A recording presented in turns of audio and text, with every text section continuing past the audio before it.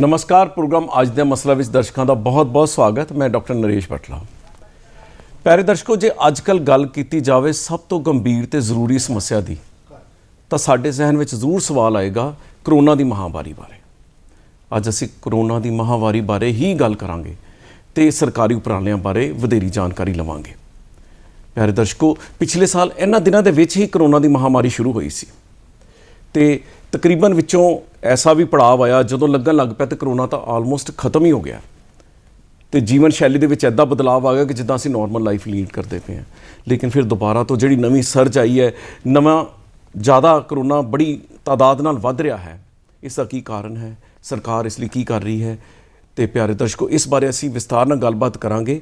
जिवें कि तुसीं जानते हो program live phone in program है। तुसीं प्रोग्राम के दौरान इस विषय नाल जुड़िया सवाल साडे नाल सीधा कर सकते हो। साडे टैलीफोन नंबर नोट करो 0181 281 42 61, 0181 281 42 64। तो सब तो पहला मैं तुहाडा तारुफ करा दा अज दे मेहमान नाल। साडे नाल अज रूबरू हन साडे जिले दे मेन अधिकारी डिप्टी कमिश्नर श्री घनश्याम थोरी जी। थैंक यू डॉक्टर साहब, थैंक यू। पहला तो तुहाडा बहुत बहुत स्वागत सर। तो प्यारे दर्शकों, तुसीं भी साडे नाल जुड़े हुए हो। जब तक तुसीं साडे नाल जुड़दे हो मैं DC साहब नाल गलबात शुरू करदा। सर, सब तो पहला साडे दर्शकों नूं ये दसो कि जिद्दां हुण इदां महामारी यकदम ही वधने शुरू हो गए केसिस, की कारण की है? क्यों सडन इदां सर्ज आ गई? जिद्दां हुण कल दी न्यूज़ सीगी कि 500 के आस-पास केसिस आ गए, तो इहदा की मुख तौर पर कारण की लगता है? देखो, जिहड़ा हुण डॉक्टर साहब अपना देख रहे हैं केसिस, जिहड़ा वेव 2 जिहड़ी है देश दे विच वो चालू हो गई है जी। भारत दे विच भी देखिए तो पहला केसिस कोई पीक जिन्ना मैनू याद है ऑफ एंड फिगर 96-97 हज़ार की फिगर सीगी इंडिया दे विच, पूरे भारत दे विच वेव जदों 1 चल रही सीगी। असी 1 लाख का फिगर कदे क्रॉस नहीं किते, फिर ये ड्रॉप होकर ऑलमोस्ट 8-10 हज़ार लैवल ते आ गई सीगी।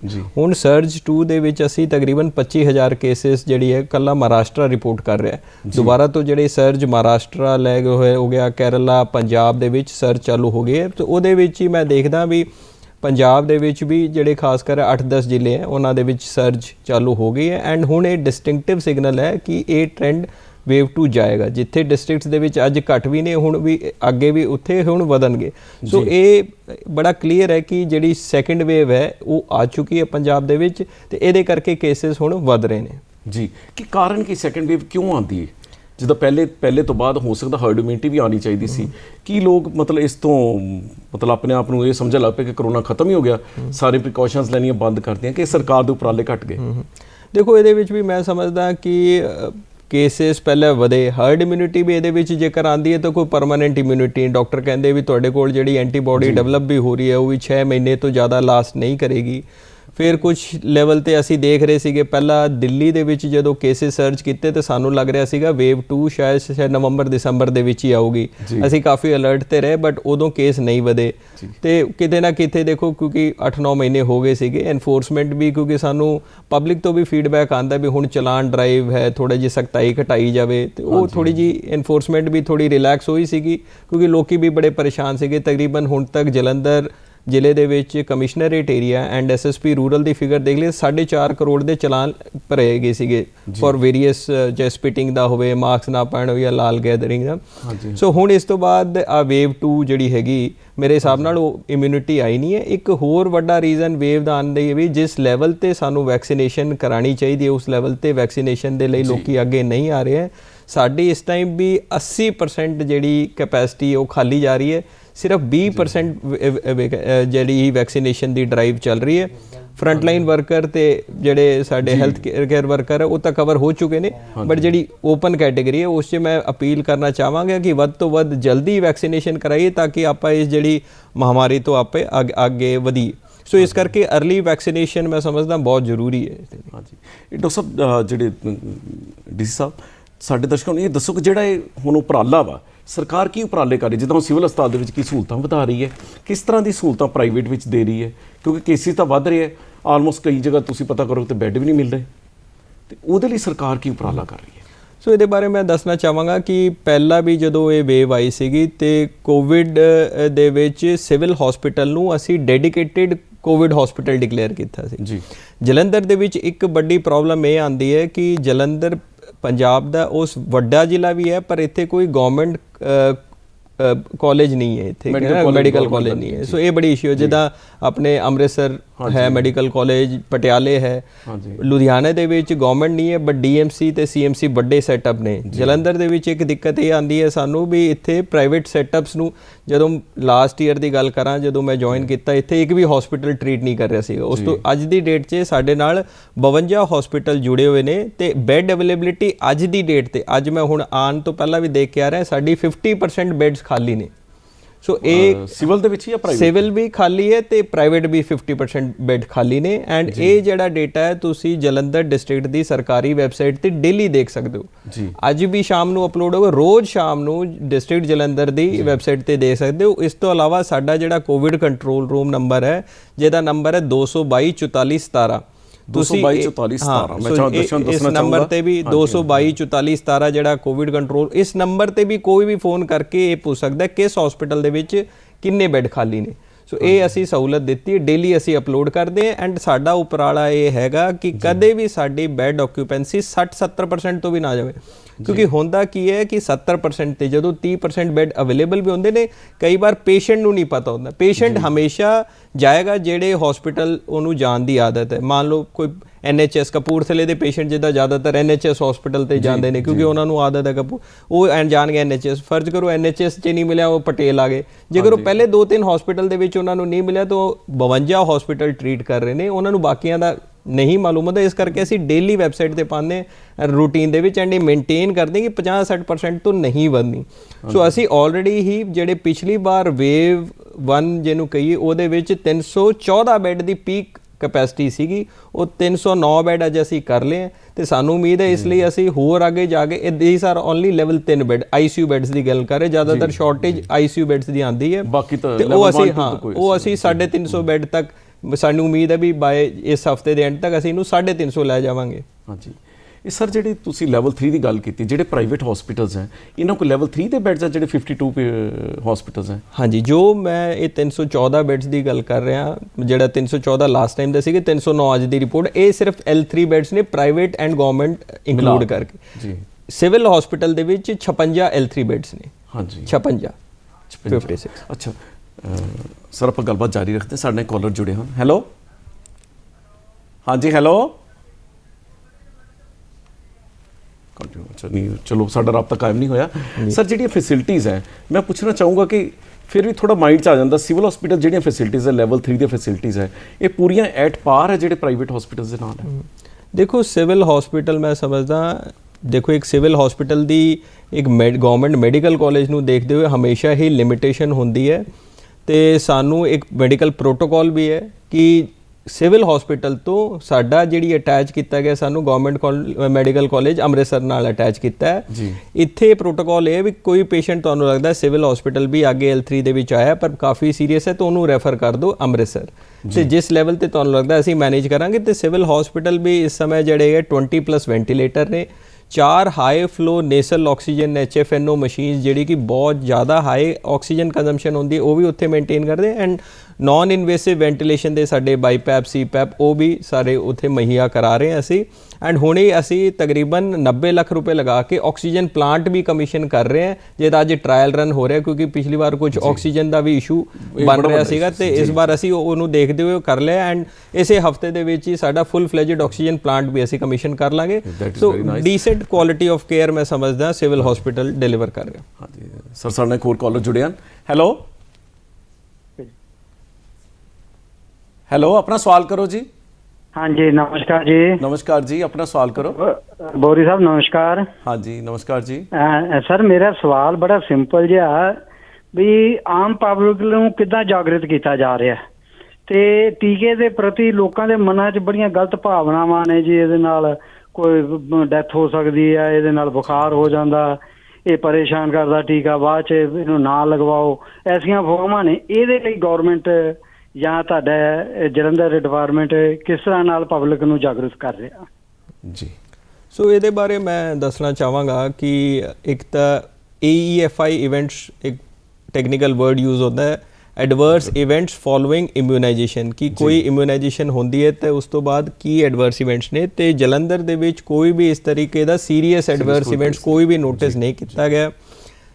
ਜਿੰਨੇ ਸਾਡੇ ਫਰੰਟਲਾਈਨ ਵਰਕਰ ਨੇ, ਮੈਂ ਆਪ ਵੀ ਦੋਨੋਂ ਵੈਕਸੀਨ ਦੇ ਦੋਨੋਂ ਸ਼ਾਟ ਲਗਵਾ ਚੁੱਕੇ ਹਾਂ, ਸਾਡੇ ਇੱਥੇ ਕਮਿਸ਼ਨਰ ਪੁਲਿਸ SSP ਉਹ ਵੀ ਲਗਵਾ ਚੁੱਕੇ ਨੇ, ਐਂਡ ਸਾਡੀ ਫੋਰਸਿਸ ਦਾ ਵੀ ਕਾਫੀ ਹੁਣ ਚੰਗੀ ਕਵਰੇਜ ਹੋ ਗਈ ਹੈ। ਸੋ ਹੁਣ ਓਪਨ ਕੈਟੇਗਰੀ ਦੇ ਵਿੱਚ ਮੈਂ ਜ਼ਰੂਰ ਚਾਹ ਰਿਹਾ ਕਿ ਜਿਹੜੇ 60+ ਸਾਡੀ ਆਬਾਦੀ ਹੈ ਜਾਂ 45+ ਕੋਮੋਰਬਿਡ ਹੈ, ਦੇਖੋ ਜਿਹੜੀ ਡੈਥਸ ਦਾ ਡੇਟਾ ਆਪਾਂ ਐਨਾਲਾਈਜ਼ ਕਰਦੇ ਤਾਂ ਮੈਕਸਿਮਮ ਡੈਥਸ ਇਸ ਕੈਟੇਗਰੀ ਦੇ ਵਿੱਚ ਹੋ ਰਹੀ ਹੈ। ਜੇਕਰ ਮੈਂ ਇਕੱਲੇ 60+ ਜਿਹੜੀ ਆਬਾਦੀ ਹੈ ਜਾਂ 45+ ਕੋਮੋਰਬਿਡਿਟੀ, ਖਾਸ ਕਰ ਮੈਂ ਸਮਝਦਾ ਹਾਈ BP ਜਾਂ ਸ਼ੂਗਰ ਦੀ ਜੇਕਰ ਹੈ, ਇਹ ਪੋਪੂਲੇਸ਼ਨ 2-2.5 ਲੱਖ ਆਬਾਦੀ ਜਲੰਧਰ ਜ਼ਿਲ੍ਹੇ ਦੀ ਇਕੱਲੀ ਐਲੀਜੀਬਲ ਹੈ ਅੱਜ ਦੀ ਡੇਟ 'ਚ। ਪਰ ਹੁਣ ਤੱਕ ਜਿਹੜੀ ਕਵਰੇਜ ਹੋਈ ਹੈ ਉਹ 20,000 ਦੇ ਆਸ-ਪਾਸ ਜਿਹੜੀ ਹੈ ਵੈਕਸੀਨੇਸ਼ਨ। 20,000 ਵੈਕਸੀਨੇਸ਼ਨ ਲੱਗੀ ਹੈ। ਹਾਂਜੀ, ਇਹ ਮੈਂ ਸਿਰਫ ਗੱਲ ਕਰਾਂ ਓਪਨ ਕੈਟੇਗਰੀ। ਇਸ ਤੋਂ ਇਲਾਵਾ 20-25,000 ਜਿਹੜੇ ਹੈਗੇ ਹੋਰ ਸਾਡੇ ਫਰੰਟਲਾਈਨ ਹੈਲਥ ਕੇਅਰ ਵਰਕਰ ਉਹ ਕਵਰ ਹੋਏ ਨੇ, ਪਰ ਓਪਨ ਕੈਟੇਗਰੀ। ਹੁਣ ਜਿਹੜੀ ਸਾਡੀ ਕੈਪੈਸਿਟੀ ਵੀ, ਕਿਉਂਕਿ ਅੱਜ ਤੋਂ ਅਸੀਂ ਸਾਰੇ ਜਿਹੜੇ ਈਵਨ ਪ੍ਰਾਇਮਰੀ ਹੈਲਥ ਸੈਂਟਰ ਹੈ, ਅੱਜ ਅਸੀਂ ਇਹ ਕੀਤਾ ਵੀ ਜਿੰਨੇ ਵੀ ਸਾਡੇ ਗਵਰਨਮੈਂਟ ਦੇ ਰੂਰਲ ਮੈਡੀਕਲ ਆਫਿਸਰ ਹੈ ਉਹਨਾਂ ਨੂੰ ਸਿਵਲ ਸਰਜਨ ਦੇ ਅੰਡਰ ਕਰਤਾ ਵੀ ਤੁਸੀਂ ਸਾਰੇ ਜਿਹੜੇ PHC ਲੈਵਲ ਤੇ ਵੀ ਵੈਕਸੀਨੇਸ਼ਨ ਡਰਾਈਵ ਚਾਲੂ ਕਰੋ, ਤੇ ਹੁਣ 33 PHC ਲੈਵਲ ਤੇ ਵੀ ਵੈਕਸੀਨੇਸ਼ਨ ਲੱਗ ਰਹੀ ਹੈ। ਸੋ 95 ਸਾਈਟਸ ਤੇ ਸਾਡੀ ਡੇਲੀ ਕੈਪੈਸਿਟੀ ਆਲਮੋਸਟ 10,000 ਟੱਚ ਕਰ ਗਈ ਹੈ। 10,000 ਚੋਂ ਜਿਹੜੀ ਹੈ 2800 ਵੈਕਸੀਨੇਸ਼ਨ ਦਾ ਡੇਟਾ ਕੱਲ ਸੀਗਾ, ਤੇ ਮੈਂ ਸੋਚਿਆ 7,000 ਹੋਰ ਐਡੀਸ਼ਨਲ ਅਸੀਂ ਵੈਕਸੀਨੇਟ ਕਰ ਸਕਦੇ, ਤੇ ਜਲਦੀ ਵੈਕਸੀਨੇਸ਼ਨ ਜ਼ਰੂਰ ਕਰਾਇਆ ਜਾਵੇ। ਇਹਦੇ ਬਾਰੇ ਕਈ ਤਰ੍ਹਾਂ ਦੇ ਭ੍ਰਾਂਤੀਆਂ, ਪਹਿਲੇ ਤਾਂ ਗੱਲ ਹੈ ਇਸ ਟਾਈਪ ਦਾ ਕੋਈ ਐਡਵਰਸ ਰਿਐਕਸ਼ਨ ਕੋਈ ਸੀਰੀਅਸ ਨਹੀਂ ਆਇਆ ਸਾਹਮਣੇ। ਕਈ ਵਾਰ ਇਸ ਟਾਈਪ ਦਾ ਵੀ ਆਉਂਦਾ ਹੈ ਕਿ ਵੈਕਸੀਨੇਸ਼ਨ ਤੋਂ ਬਾਅਦ ਵੀ ਕਿਸੇ ਨੂੰ ਕੋਵਿਡ ਹੋ ਗਿਆ, ਇਹ ਵੀ ਹੋ ਸਕਦਾ ਤੁਹਾਨੂੰ ਪਹਿਲੀ ਡੋਜ਼ ਤੋਂ ਬਾਅਦ ਵੀ ਹੈ ਐਂਡ ਦੂਜੇ ਡੋਜ਼ ਤੋਂ। ਪਰ ਇਹ ਬੜੀ ਕੰਸੀਡਰਡ ਓਪੀਨੀਅਨ ਹੈ ਡਾਕਟਰਸ ਦੀ ਕਿ ਜੇਕਰ ਵੈਕਸੀਨੇਸ਼ਨ ਤੋਂ ਬਾਅਦ ਜਿਨ੍ਹਾਂ ਨੂੰ ਹੋਇਆ ਹੈ ਤੇ ਉਹਦੇ ਵਿੱਚ ਕੋਈ ਫੇਟਲ ਇਨਸੀਡੈਂਸਿਸ ਨਹੀਂ ਹੋ ਰਹੇ। UK ਬੜਾ ਹੀ ਸਕਸੈਸਫੁਲ ਐਗਜ਼ਾਮਪਲ ਹੈ ਜਿੱਥੇ ਆਹੀ ਸਾਡੀ ਕੋਵਿਸ਼ੀਲਡ ਯੂਜ਼ ਹੋ ਰਹੀ ਹੈ, ਉਹਨਾਂ ਦੀ ਮੋਰਟੈਲਿਟੀ ਦੇ ਵਿੱਚ ਬਹੁਤ ਜ਼ਿਆਦਾ ਡ੍ਰੌਪ ਆਇਆ ਐਂਡ ਬਹੁਤ ਜ਼ਿਆਦਾ ਜਾਨਾਂ ਬਚੀਆਂ ਨੇ ਵੈਕਸੀਨੇਸ਼ਨ ਕਰਕੇ। ਸਰ ਸਾਡੇ ਇੱਕ ਹੋਰ ਕਾਲਰ ਜੁੜੇ ਹਨ। ਹੈਲੋ ਹਾਂਜੀ ਗਿੱਲ ਸਾਹਿਬ ਆਪਣਾ ਸਵਾਲ ਕਰੋ। ਮੰਚ ਤੇ ਬੈਠੇ ਦੋਨੋਂ ਪਰਸਨ ਨੂੰ ਪਿਆਰ ਭਰੀ ਸਤਿ ਸ੍ਰੀ ਅਕਾਲ। ਸਤਿ ਸ੍ਰੀ ਅਕਾਲ ਜੀ। ਹਾਂਜੀ, ਮਾਸਟਰ ਸੁਖਦੇਵ ਸਿੰਘ ਗਿੱਲ ਬੋਲਦਾ ਜੀ, ਪੰਜਾਬਾ ਪਿੰਡ ਤੋਂ। ਹਾਂਜੀ, ਬਹੁਤ ਸਵਾਗਤ। ਹਾਂਜੀ ਹਾਂ, ਸ਼ੁਕਰੀਆ ਜੀ ਸਾਹਿਬ। ਅਸੀਂ ਇੱਕ ਟੀਚਰ ਹੋਣ ਦੇ ਨਾਤੇ ਨਾ ਇੱਕ ਮਨ ਦੇ ਵਿੱਚ ਇਹ ਟੈਨਸ਼ਨ ਆ ਵੀ ਬੱਚੇ ਆ ਨਾ ਸਾਡੇ ਜਿਹੜੇ ਉਹ ਬੜੀ ਕੋਮਲ ਪ੍ਰੋਪਰਟੀ ਹੁੰਦੀ ਹੈ ਸਾਡੀ, ਔਰ ਅਸੀਂ ਉਹਨਾਂ ਦੀ ਕੇਅਰ ਵਾਸਤੇ ਪੇਰੈਂਟਸ ਨੂੰ ਵੀ ਇਹ ਚੀਜ਼ ਜ਼ਰੂਰੀ ਹੁੰਦੀ ਹੈ ਤੇ ਇੱਕ ਟੀਚਰ ਦਾ ਵੀ ਬਰਡਨ ਬਣ ਜਾਂਦਾ ਹੈ। ਮੈਂ ਸਾਹਿਬ ਹੋਰਾਂ ਤੋਂ ਇਹੀ ਪੁੱਛਣਾ ਚਾਹੁੰਦਾ ਵੀ ਜਿਹੜੇ ਸਾਡੇ ਸਕੂਲ ਨੇ, ਸਾਡੇ ਟੀਚਰ ਨੇ, ਉਹਨਾਂ ਨੂੰ ਤੁਸੀਂ ਕਿੰਨੇ ਕੁ ਟਾਈਮ ਤੱਕ ਜਿਹੜਾ ਵੈਕਸੀਨ ਹੈ, ਜਿਹੜੀ ਮੈਡੀਸਨ ਉਹਨਾਂ ਤੱਕ ਪਹੁੰਚ ਜਾਏਗੀ? ਕਿਉਂਕਿ ਬੜਾ ਡਰ ਲੱਗਦਾ ਹੁੰਦਾ ਕਿ ਬੱਚੇ ਸਾਡਾ ਭਵਿੱਖ ਨੇ, ਤੇ ਕਿਸ ਤਰੀਕੇ ਨਾਲ ਮੈਡੀਸਨ ਜਿਹੜੀ ਹੈ ਦਿੱਤੀ ਜਾਊਗੀ? ਹਸਪੀਟਲ ਆਉਣਾ ਪਵੇਗਾ ਜਾਂ ਉਹਨਾਂ ਨੂੰ ਸਕੂਲ ਦੇ ਵਿੱਚ ਹੀ ਇਦਾਂ ਟ੍ਰੀਟਮੈਂਟ ਦਿੱਤਾ ਜਾਊਗਾ ਜੀ? ਧੰਨਵਾਦ, ਮਿਹਰਬਾਨੀ। ਪਹਿਲਾਂ ਟੀਚਰਾਂ ਦੀ ਗੱਲ ਕਰ ਰਹੇ ਐਕਚੁਅਲੀ। ਹਾਂਜੀ, ਸੋ ਇਹਦੇ ਵਿੱਚ ਇਹ ਹੈ ਕਿ ਗਵਰਨਮੈਂਟ ਆਫ ਇੰਡੀਆ ਦਾ ਜਿਹੜਾ ਜਨਰਲ ਨੋਰਮ ਹੈ, ਜਨਰਲ ਨੋਰਮ ਤਾਂ 60+ ਪੋਪੂਲੇਸ਼ਨ ਐਂਡ 45+ ਕੋਮੋਰਬਿਡ ਹੈ। ਸੋ ਕੋਈ ਵੀ ਟੀਚਰ ਜੇਕਰ 45+ ਹੈ ਏਜ ਤੇ ਕੋਈ ਕੋਮੋਰਬਿਡਿਟੀ ਹੈ ਸ਼ੂਗਰ BP ਦੀ, ਤੇ ਉਹ ਸਰਟੀਫਿਕੇਟ ਦੇ ਕੇ ਕੋਈ ਵੀ ਉਸ ਓਪਨ ਕੈਟੇਗਰੀ ਦੇ ਵਿੱਚ ਲਗਾ ਸਕਦਾ ਹੈ। ਪਰ ਇਸ ਤੋਂ ਇਲਾਵਾ ਜਿਹੜੇ ਗਵਰਨਮੈਂਟ ਟੀਚਰਸ ਨੇ, ਅਸੀਂ ਦੇਖਿਆ ਸੀਗਾ ਜਦੋਂ ਕੋਵਿਡ ਦੀ ਮਹਾਮਾਰੀ ਫੇਜ਼ 1 ਦੇ ਵਿੱਚ ਚੱਲੀ ਸੀਗੀ, ਬਹੁਤ ਸਾਰੇ ਟੀਚਰਸ ਦੀ ਡਿਊਟੀਜ਼ ਕੋਵਿਡ ਦੇ ਵਿੱਚ ਲੱਗੀਆਂ ਸੀਗੀਆਂ। ਸੋ ਉਹ ਜਿਹੜੇ ਹੈਗੇ ਫਰੰਟ ਲਾਈਨ ਵਰਕਰਸ ਦੇ ਵਿੱਚ ਅਸੀਂ ਜਿੰਨੇ ਨੇ ਵੀ ਕੋਈ ਕੋਵਿਡ ਦੇ ਵਿੱਚ ਕੋਈ ਰੋਲ ਅਦਾ ਕੀਤਾ ਸੀਗਾ, ਕਿਸੇ ਚਾਹੇ ਡੇਟਾ ਸੈੱਲ ਦੇ ਵਿੱਚ ਡਿਊਟੀ ਕੀਤੀ, ਕੋਈ ਵੀ, ਉਹਨਾਂ ਨੂੰ ਅਸੀਂ ਫਰੰਟ ਲਾਈਨ ਵਰਕਰ ਦੇ ਵਿੱਚ ਹੀ ਟ੍ਰੀਟ ਕਰ ਰਹੇ ਹਾਂ। ਸੋ ਸਾਡੇ ਕੋਲ DO ਸੈਕੰਡਰੀ ਵੱਲੋਂ 5,000 ਟੀਚਰਸ ਜਿਹੜੇ ਇੱਛੁਕ ਨੇ ਉਹਦਾ ਡੇਟਾ ਆ ਚੁੱਕਿਆ ਹੈ। ਕੱਲ ਵੀ 250 ਸਰਕਾਰੀ ਸਕੂਲ ਦੇ ਟੀਚਰਸ ਦੀ ਵੈਕਸੀਨੇਸ਼ਨ ਹੋਈ ਹੈ। ਸੋ ਟੀਚਰਸ ਦੀ ਵੀ ਗਵਰਨਮੈਂਟ ਦੀ as front line worker vaccination ਚੱਲ ਰਹੀ ਹੈ। ਇਸ ਤੋਂ ਇਲਾਵਾ ਅੱਜ ਵੀ ਸਾਡੀ CM ਸਾਹਿਬ ਨਾਲ VC ਦੇ ਵਿੱਚ ਅਸੀਂ ਮੁੱਦਾ ਚੱਕਿਆ ਪ੍ਰਾਈਵੇਟ ਸਕੂਲ ਦੇ ਟੀਚਰਸ ਦਾ, ਕਿ ਪ੍ਰਾਈਵੇਟ ਸਕੂਲ ਦੇ ਟੀਚਰਸ ਹੈ ਜਾਂ ਕੋਈ ਹੋਰ ਸੁਪਰ ਸਪਰੈਡਰਸ ਨੇ, ਜਿੱਦਾਂ ਕਿ ਕਿਸੇ ਮੈਰਿਜ ਪੈਲੇਸ ਜਾਂ ਰੈਸਟੋਰੈਂਟ ਦੇ ਵਿੱਚ ਜਿਹੜੇ ਵੇਟਰਸ ਨੇ ਜਿਹੜੇ ਸਰਵ ਕਰਦੇ ਨੇ, ਜੇਕਰ ਉਹ ਬਹੁਤ ਜ਼ਿਆਦਾ ਸੁਪਰ ਸਪਰੈਡਰ ਹੋ ਸਕਦੇ ਹੈ, ਜਾਂ ਜਿੱਦਾਂ ਬਾਰਬਰ ਸ਼ਾਪ ਹੈ, ਇਹ ਕੀ ਬਾਰਬਰ ਇੰਨੇ ਲੋਕਾਂ ਨੂੰ ਨਾਈ ਡੀਲ ਕਰ ਰਿਹਾ। ਸੋ ਇਸ ਤਰੀਕੇ ਦੀ ਕੈਟੇਗਰੀ ਨੂੰ ਵੀ ਉਹ CM ਸਾਹਿਬ ਵੱਲੋਂ ਪ੍ਰਾਈਮ ਮਿਨਿਸਟਰ ਨਾਲ ਜਦੋਂ VC ਹੁੰਦੀ ਉੱਥੇ ਮੁੱਦਾ ਚੱਕਿਆ ਜਾ ਰਿਹਾ, ਸ਼ਾਇਦ ਅੱਗੇ ਇਹਦੇ ਵਿੱਚ ਕੋਈ ਰਿਲੈਕਸੇਸ਼ਨ ਮਿਲੇ। ਜੀ, ਮੈਂ ਸੋਚਦਾ ਕਿ ਵੈਕਸੀਨੇਸ਼ਨ ਤਾਂ ਸਾਰਿਆਂ ਨੂੰ ਲਗਵਾਉਣੀ ਚਾਹੀਦੀ, ਜਿਹੜਾ ਵੀ ਇਸ ਚੀਜ਼ ਦਾ ਕੈਟਾਗਰੀ ਚ ਆਉਂਦਾ ਉਹਨੂੰ ਜ਼ਰੂਰ ਲਗਵਾਉਣੀ ਚਾਹੀਦੀ, ਕਿਉਂਕਿ ਵਿਕਲਪ ਤਾਂ ਹੋਰ ਕੋਈ ਹੈ ਨਹੀਂ। ਜੀ ਬਿਲਕੁਲ, ਜੇ ਦੇਖਿਆ ਜਾਵੇ ਤਾਂ ਵੈਕਸੀਨੇਸ਼ਨ ਹੀ ਇੱਕ ਟ੍ਰੀਟਮੈਂਟ ਹੈ। ਬਿਲਕੁਲ ਵੈਕਸੀਨੇਸ਼ਨ ਬਹੁਤ ਜ਼ਰੂਰੀ ਹੈ ਐਂਡ अर्ਲੀ ਵੈਕਸੀਨੇਸ਼ਨ ਜ਼ਰੂਰੀ ਹੈ, ਨਹੀਂ ਤਾਂ ਇਹ ਦੁਬਾਰਾ ਤੋਂ ਕੋਵਿਡ ਦਾ ਸਾਈਕਲ ਆਪਣਾ ਨੂੰ ਹਰਡ ਇਮਿਊਨਿਟੀ ਵੱਲ ਇਹ ਲੈ ਕੇ ਜਾਊਗਾ ਬਿਫੋਰ ਵੈਕਸੀਨੇਸ਼ਨ ਕਿਕਸ ਇਨ। ਸੋ ਖਾਸ ਕਰ ਮੈਂ ਸਮਝਦਾ ਕੋਮੋਰਬਿਡ ਪੋਪੂਲੇਸ਼ਨ, ਦੇਖੋ ਜਿਹੜੇ 60 ਪਲੱਸ ਹੋ ਗਏ ਔਰ ਕੋਮੋਰਬਿਡਿਟੀ ਹੈ ਤਾਂ ਡੈਥਸ ਨੂੰ ਜਦੋਂ ਜਲੰਧਰ ਦੇ ਵਿੱਚ ਹੁਣ ਤੱਕ 800 ਮੌਤਾਂ ਹੋਈਆਂ ਨੇ ਕੋਵਿਡ ਕਰਕੇ। ਜਦੋਂ ਤੁਸੀਂ ਐਨਾਲਿਸਿਸ ਕਰੋਗੇ ਸੋ ਮੈਕਸਿਮਮ ਜਿਹੜੀ ਹੈਗੀ 60 ਪਲੱਸ ਵਿਦ ਮਲਟੀਪਲ ਕੋਮੋਰਬਿਡਿਟੀਜ਼ ਐਂਡ ਕੋਮੋਰਬਿਡਿਟੀਜ਼ ਦੇ ਵਿੱਚ ਵੀ ਤੁਸੀਂ ਦੇਖੋਗੇ maximum sugar and blood pressure ਦੇ ਦੋਨੋਂ ਹੋਵੇ ਤਾਂ ਹੋਰ ਡੇਂਜਰਸ ਹੈ। ਸੋ ਮਲਟੀਪਲ ਕੋਮੋਰ ਸੋ ਉਸ ਕੈਟੇਗਰੀ ਨੂੰ ਬਹੁਤ ਜਲਦੀ ਜ਼ਰੂਰੀ ਹੈ ਕਿ ਵੈਕਸੀਨੇਸ਼ਨ ਲੈਤੀ ਜਾਵੇ। ਹਾਂਜੀ, ਇਹ ਸਰ ਇੱਕ ਹੋਰ ਦੱਸਣਾ ਸਾਡੇ ਦਰਸ਼ਕਾਂ ਨੂੰ ਕਿ ਜਿੱਦਾਂ ਹੁਣ ਇੰਨੇ ਜ਼ਿਆਦਾ ਕੇਸਿਸ ਵੱਧ ਰਹੇ ਹੈ, ਸਰਕਾਰ ਉਹਦੇ ਕੋਈ ਉਪਰਾਲਾ ਕਿਉਂ ਨਹੀਂ ਕਰ ਰਹੀ? ਕਿਉਂਕਿ ਬਹੁਤ ਜ਼ਿਆਦਾ ਦੇਖੋ ਨਾ ਇੰਸੀਡੈਂਸ 500 ਆ ਰਹੇ ਹੈ ਕਿ ਜਿੱਦਾਂ ਹੁਣ ਮੈਂ ਗਿਆ ਅੱਜ ਮੈਰਿਜ ਤੇ ਗਏ, ਇੱਕ ਫੰਕਸ਼ਨ ਤੇ ਗਏ, 200-300 ਦੀ ਗੈਦਰਿੰਗ ਵੈਸੇ ਹੀ ਲੱਗ ਰਹੀ ਸੀ, ਮਤਲਬ ਕੋਈ ਮਾਸਕ ਦਾ ਪਰਹੇਜ਼ ਨਹੀਂ ਹੈ। ਕੋਈ ਇਹਦੇ ਲਈ ਸਰਕਾਰ ਕੋਈ ਸਖਤ ਜਿਹਾ ਉਪਰਾਲਾ ਕਿਉਂ ਨਹੀਂ ਕਰ ਰਹੀ? ਸੋ ਇੱਕ ਤਾਂ ਇਹਦੇ ਵਿੱਚ ਮੈਰਿਜਸ ਨੂੰ ਲੈ ਕੇ ਫੰਕਸ਼ਨ ਦਾ ਜਾਂ ਕੋਈ ਹੋਰ ਹੈ, ਸਭ ਤੋਂ ਪਹਿਲਾਂ ਜਿਹੜੇ ਇਸ ਸਮੇਂ ਦੀ ਗਾਈਡਲਾਈਨਸ ਨੇ ਉਹ ਆਊਟਡੋਰ ਗੈਦਰਿੰਗਸ ਨੂੰ 200 ਦੇ ਉੱਤੇ ਤੇ ਇਨਡੋਰ ਗੈਦਰਿੰਗ ਨੂੰ 100 ਤੇ ਲਿਮਿਟ ਹੈ। ਉਸ ਤੋਂ ਇਲਾਵਾ ਅਸੀਂ ਜਲੰਧਰ ਜ਼ਿਲ੍ਹੇ ਦੇ ਵਿੱਚ 246 ਮੈਰਿਜ ਪੈਲੇਸਿਸ ਨੇ। ਅਸੀਂ 246 ਦੇ 46 ਤੋਂ ਇੱਕ ਪਰਸਨ ਨੋਡਲ ਪਰਸਨ ਦਾ ਨਾਮ ਲਿਆ ਜਿਹਨੂੰ ਅਸੀਂ ਕਹਿੰਦੇ ਕੋਵਿਡ ਮੋਨੀਟਰ, ਜਿਹੜਾ ਕਿ ਜ਼ਿੰਮੇਵਾਰ ਹੋਊਗਾ। ਕੱਲ ਨੂੰ ਕਿਸੇ ਵੀ ਮੈਰਿਜ ਪੈਲੇਸ ਦੇ ਵਿੱਚ ਕੋਈ ਗੈਦਰਿੰਗ ਨੋਰਮਸ ਨੂੰ ਵਾਇਓਲੇਟ ਕਰਦੀ ਹੈ ਐਂਡ FIR ਦਰਜ ਕਰਨੀ ਪੈਂਦੀ ਤਾਂ ਕੋਵਿਡ ਮੋਨੀਟਰ ਜਿਹੜਾ ਕਿ ਉੱਥੇ ਦਾ ਨੋਡਲ ਅਫਸਰ ਉਹਦਾ ਵੀ ਨਾਮ ਦਰਜ ਕੀਤਾ ਜਾਊਗਾ। ਉਸ ਤੋਂ ਇਲਾਵਾ ਅਸੀਂ ਸਾਰਿਆਂ ਨੂੰ ਅੰਡਰ ਸੈਕਸ਼ਨ 144 ਹਦਾਇਤ ਦਿੱਤੀਆਂ ਨੇ ਵੀ ਤੁਸੀਂ 15 ਦਿਨਾਂ ਦੀ CCTV ਫੁਟੇਜ ਪ੍ਰੀਜ਼ਰਵ ਕਰੋਗੇ ਤੇ ਕੱਲ ਨੂੰ ਜੇਕਰ ਸ਼ਿਕਾਇਤ ਆਂਦੀ ਜੀ ਉੱਥੇ ਗੈਦਰਿੰਗ ਵੱਧ ਗਈ ਸੀਗੀ ਤਾਂ ਅਸੀਂ CCTV ਫੁਟੇਜ 15 ਦਿਨ ਦੀ ਹਰੇਕ ਕੋਈ ਇਸ ਟਾਈਪ ਦਾ ਮੈਰਿਜ ਪੈਲੇਸ ਪ੍ਰੀਜ਼ਰਵ ਕਰੇਗਾ। ਜੇਕਰ ਕੋਈ ਸਾਡੇ ਕੋਲ with proof and CCTV footage ਆ, ਅੱਜ ਕੱਲ੍ਹ ਤਾਂ ਕਿਉਂਕਿ ਹਰ ਕੋਈ ਮੋਬਾਈਲ ਲੈ ਕੇ ਘੁੰਮ ਰਿਹਾ ਹੁੰਦਾ, ਕੋਈ ਐਵੀਡੈਂਸ ਆਊਗੀ ਤਾਂ ਜ਼ਰੂਰ ਲਾਰਜ ਗੈਦਰਿੰਗ ਦੀ FIRs ਵੀ ਲਗਾਤਾਰ ਚੱਲ ਰਹੀਆਂ ਨੇ ਜੀ। ਸੋ ਆਲਮੋਸਟ ਮੈਂ ਸਮਝਦਾ ਕਿ ਕਮਿਸ਼ਨਰੇਟ ਪੁਲਿਸ ਐਂਡ SSP ਹਮੇਸ਼ਾ ਲਾਰਜ ਗੈਦਰਿੰਗਸ ਦੀ ਹੁਣ ਦੁਬਾਰਾ ਤੋਂ ਚਾਲੂ ਹੋ ਗਈ ਹੈ ਐਂਡ ਚਲਾਨ ਵੀ ਕੱਲ ਦੇ ਵਿੱਚ 1000 ਤੋਂ ਉੱਤੇ ਚਲਾਨਸ ਹੋਏ ਨੇ। ਸੋ ਉਹ ਡਰਾਈਵ ਫਿਰ ਤੋਂ ਐਨਫੋਰਸਮੈਂਟ ਦੀ ਸਟ੍ਰਿਕਟ ਹੋ ਗਈ ਹੈ। ਹਾਂਜੀ, ਇਹ ਕਹਿ ਰਹੇ ਸੀ ਕਿ ਪੁਲਿਸ ਵੱਲੋਂ ਇੰਸਟਰਕਸ਼ਨਸ ਆ ਰਹੀਆਂ ਕਿ ਜੇ ਕਿਸੇ ਨੇ ਮਾਸਕ ਨਹੀਂ ਪਾਇਆ ਤਾਂ ਉਹਦਾ RT-PCR ਕਰਵਾਓ, ਉਹਦਾ ਉਸੇ ਵੇਲੇ ਇਮੀਡੀਏਟਲੀ ਟੈਸਟ ਕਰਵਾਓ। ਸੋ ਅੱਜ ਇਹ ਡਿਸਕਸ਼ਨ ਹੋਇਆ ਸਾਡੀ ਜਦੋਂ CM ਸਾਹਿਬ ਦੀ VC ਚੱਲ ਰਹੀ ਸੀਗੀ। ਸੋ ਅਸੀਂ ਵੀ ਕੱਲ ਤੋਂ ਜਲੰਧਰ ਜ਼ਿਲ੍ਹੇ ਦੇ ਕੁਝ ਪੁਆਇੰਟਸ ਦੇ ਵਿੱਚ ਜਿੱਥੇ ਚੈੱਕ ਪੋਸਟ ਹੋਏਗੀ ਉੱਥੇ ਅਸੀਂ ਸੈਂਪਲਿੰਗ ਟੀਮ ਵੀ ਬਿਠਾਵਾਂਗੇ ਤੇ ਜਿਨ੍ਹਾਂ ਲੋਕਾਂ ਨੇ ਮਾਸਕ ਨਹੀਂ ਪਾਇਆ ਹੋਊਗਾ ਉੱਥੇ ਅਸੀਂ ਸੈਂਪਲਿੰਗ ਵੀ ਕਰਾਂਗੇ। ਸੋ ਅੱਜ ਇਹ ਡਿਸਕਸ਼ਨ ਹੋਈ ਹੈ ਐਂਡ ਇਹਨਾਂ ਨੂੰ ਕਿਹਾ ਗਿਆ ਹੈ ਕਿ ਜਿੱਥੇ ਵਾਇਓਲੇਸ਼ਨ ਬਿਲਕੁਲ ਬਲੇਟੈਂਟ ਚੱਲ ਰਹੀ ਹੈ ਕੁਝ ਪੁਆਇੰਟਸ ਤੇ ਜ਼ਰੂਰ ਮਾਸਕ ਲਗਵਾਇਆ, ਮਾਸਕ ਜਿੱਥੇ ਨਹੀਂ ਲਗਾ ਰਹੇ ਉੱਥੇ RT-PCR ਟੈਸਟ ਫਿਰ ਉਹਨਾਂ ਦਾ ਕੀਤਾ ਜਾਊਗਾ ਵਾਇਓਲੇਟਰਸ ਦਾ। ਆਪਾਂ ਗੱਲਬਾਤ ਜਾਰੀ ਰੱਖਦੇ, ਸਾਡੇ ਇੱਕ ਹੋਰ ਕਾਲਰ ਜੁੜਿਆ। ਹੈਲੋ, ਹਾਂਜੀ ਹੋਰ ਕੀਤਾ ਜੀ? ਹਾਂਜੀ ਹੰਸ ਜੀ, ਕੀ ਹਾਲ ਹੈ? ਤੁਹਾਡਾ ਸਵਾਗਤ ਹੈ।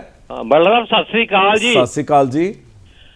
ਡਾਕਟਰ ਸਾਹਿਬ ਹਾਂਜੀ, ਮੈਂ ਰਣੀ ਆ ਪਰ ਤੁਸੀਂ ਬਹੁਤ ਮਾਰਸ਼ਲ ਰੈਡੀ ਸੀ ਸਾਡੇ ਜਲੰਧਰ ਦੇ, ਉਹਨਾਂ ਦੇ ਦਰਸ਼ਨ ਕਰਾਤੇ ਆ ਜੀ, ਧੰਨਵਾਦ ਜੀ।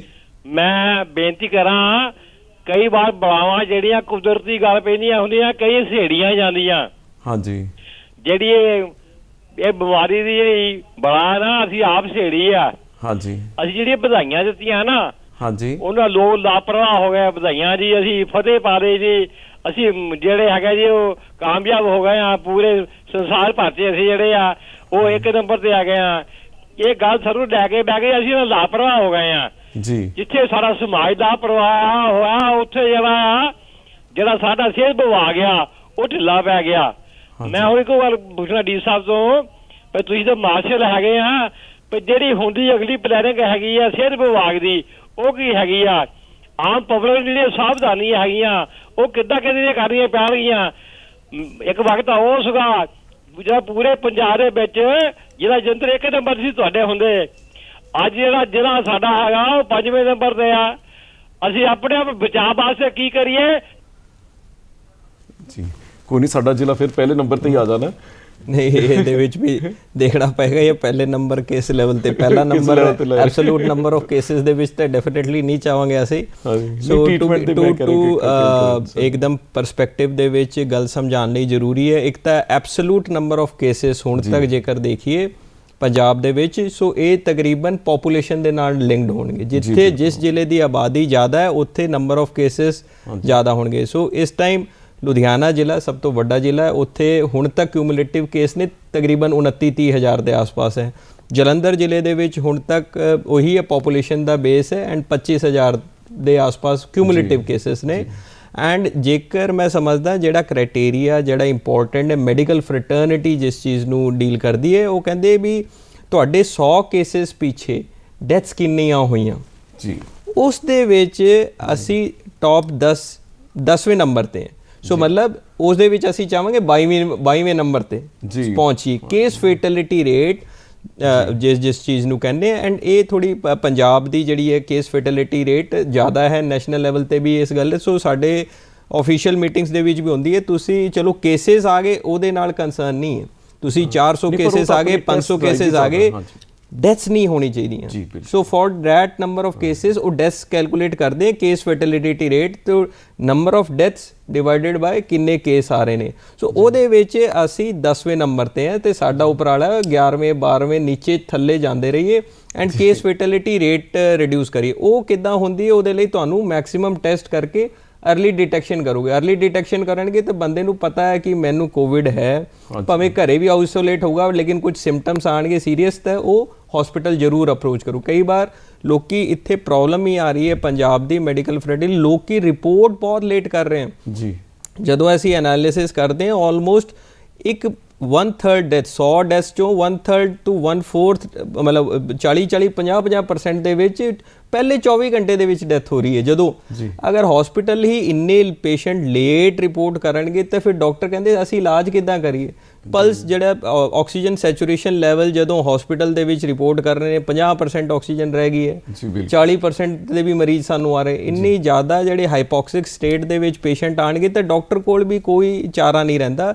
ਸੋ ਇਹੀ ਸਾਡੀ ਬੇਨਤੀ ਰਹਿੰਦੀ ਹੈ ਵੀ ਜਲਦੀ ਤੁਸੀਂ ਆਪਣਾ ਜਦੋਂ ਵੀ ਸਿੰਪਟੋਮੈਟਿਕ ਲੱਗਦੇ ਹੋ ਹਸਪੀਟਲ ਜ਼ਰੂਰ ਜਲਦੀ ਰਿਪੋਰਟ ਕਰੋ। ਇਹਦਾ ਜਿੰਨਾ ਜਲਦੀ ਤੁਹਾਨੂੰ ਸਿੰਪਟਮ ਆਉਂਦਾ ਤੇ ਤੁਸੀਂ ਪਹਿਲਾਂ ਜਾ ਕੇ ਟੈਸਟ ਕਰੋ। ਤੇ ਦੂਜਾ ਸਭ ਤੋਂ ਜਿਹੜਾ ਇੰਪੋਰਟੈਂਟ ਇਹ ਹੈ ਵੀ ਹੁਣ ਵੈਕਸੀਨੇਸ਼ਨ ਦੀ ਕੈਪੈਸਿਟੀ ਫੁੱਲ ਵੱਧ ਗਈ ਹੈ। ਤੁਹਾਡੇ ਮਤਲਬ ਮੈਨੂੰ ਲੱਗਦਾ ਕਿਸੇ ਪਿੰਡ ਦੇ ਵਿਦਿਨ 5-10 ਕਿਲੋਮੀਟਰ ਦੇ ਵਿੱਚ ਸੈਂਟਰ ਹੈ, ਪਲੀਜ਼ ਆਪਣੇ ਆਪ ਨੂੰ ਜ਼ਰੂਰ ਵੈਕਸੀਨੇਟ ਕਰਾਓ। ਐਂਡ ਮੈਂ ਨਹੀਂ ਸਮਝਦਾ ਵੀ ਕੋਈ ਇੱਦਾਂ ਦਾ ਕੇਸ ਆਊਗਾ ਵੀ ਦੋਨੋਂ ਵੈਕਸੀਨ ਲਗਵਾ ਕੇ ਕੋਵਿਡ ਹੋ ਵੀ ਗਿਆ ਤੇ ਉਹਦੇ ਵਿੱਚ ਫੈਟੈਲਿਟੀ ਨਹੀਂ ਹੋਣੀ ਜੀ। ਵੈਸੇ ਤਾਂ ਬਹੁਤ ਘੱਟ ਇੰਸੀਡੈਂਸ ਹੈ, ਵੈਕਸੀਨੇਸ਼ਨ ਤੋਂ ਬਾਅਦ ਬਹੁਤ ਰੇਅਰ ਇੰਸੀਡੈਂਸ ਹੋ ਰਿਹਾ ਕਿ ਕਿਸੇ ਨੂੰ ਦੁਬਾਰਾ ਹੋ ਰਿਹਾ ਹੋਵੇ ਤੇ ਨਾਲੇ ਫੇਟਲ ਨਹੀਂ ਹੋ ਰਿਹਾ ਜੀ। ਬਟ ਕਈ ਵਾਰ ਮੈਂ ਦੇਖ ਰਿਹਾ ਕਿ ਇਸ਼ੂ ਇਹ ਆ ਰਿਹਾ ਕਿ ਐਕਸੈਪਸ਼ਨ ਨੂੰ ਰੂਲ ਬਣਾ ਦਿੰਦੇ ਆ। ਹਾਂਜੀ, ਇੱਕ ਬੰਦੇ ਨੂੰ ਕੋਈ ਐਡਵਰਸ ਰਿਐਕਸ਼ਨ ਹੋ ਗਿਆ ਉਹਦੀ ਸਟੋਰੀ ਜਿਹੜੀ ਹੈ ਇੱਦਾਂ ਹੀ ਫੈਲਾ ਦੇਣਗੇ ਕਿ ਉਹ ਸਾਰਾ ਚੰਗਾ ਕੰਮ ਜਿਹੜਾ ਹੈਗਾ ਉਹਨੂੰ ਖਰਾਬ ਕਰ ਦਿੰਦੀ ਹੈ। ਸੇਮ ਜੇਕਰ ਕਿਸੇ ਇੱਕ ਨੂੰ ਦੂਜੇ ਸ਼ਾਟ ਬਾਅਦ ਹੋ ਗਿਆ ਤਾਂ ਫਿਰ ਉਹ ਸਟੋਰੀ ਇੰਨੀ ਵਾਇਰਲ ਹੋ ਜਾਂਦੀ ਹੈ ਕਿ ਇਹਦਾ ਵੈਕਸੀਨ ਦਾ ਕੋਈ ਅਸਰ ਨਹੀਂ ਹੈ। ਸੋ ਇਸ ਟਾਈਪ ਦੇ ਆਪਾਂ ਨੂੰ ਅਫਵਾਹਾਂ ਤੋਂ ਦੂਰ ਰਹਿਣਾ ਚਾਹੀਦਾ ਐਂਡ ਅਰਲੀ ਵੈਕਸੀਨੇਸ਼ਨ ਆਪਾਂ ਕਰਵਾਈਏ।